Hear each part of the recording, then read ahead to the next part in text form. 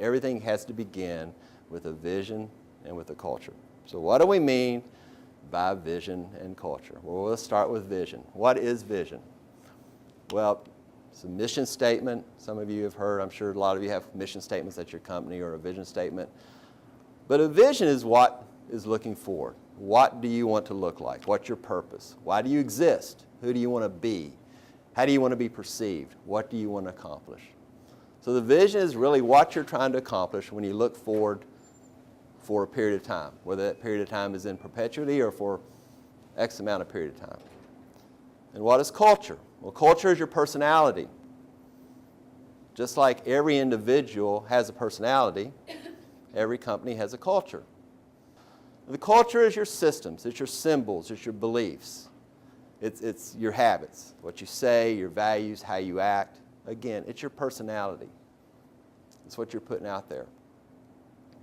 And here's the important thing to understand about vision and culture, is that within your company, you have to acknowledge it, you have to understand it, and you have to accept it.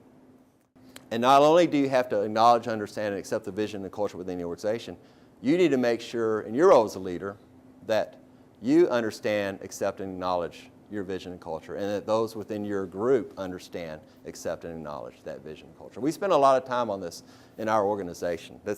I actually see this as the president of my company, the CEO or whatever, we don't really use that term, but however you want to refer to me as in my company, I spend a lot of time on vision and culture. I see that as my role, as to make sure everybody within the company understands the vision and the culture. A lot of time on that.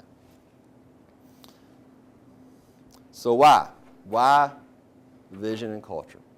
Well, there's three things that I think are very important about vision and culture. Number one, it motivates.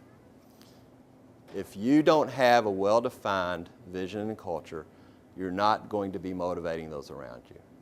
People want to know where you're headed. They want to know what the goals are. They want to know what you want to achieve.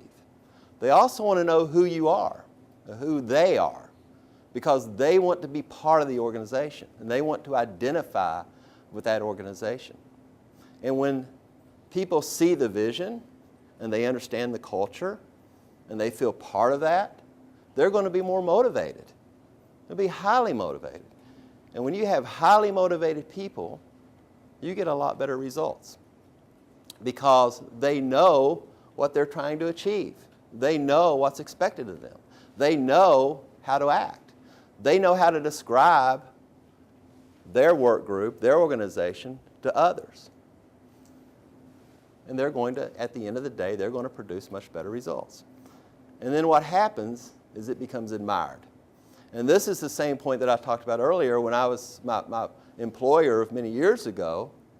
Usually those groups that had a little bit different vision and culture, but a very strong vision and culture, were admired. People would look at them and go, I wouldn't mind working in that group. Those folks seem to be getting things done. Or they seem to be doing the neat things. They seem to be running the cool projects. Or they seem to be working with the great clients.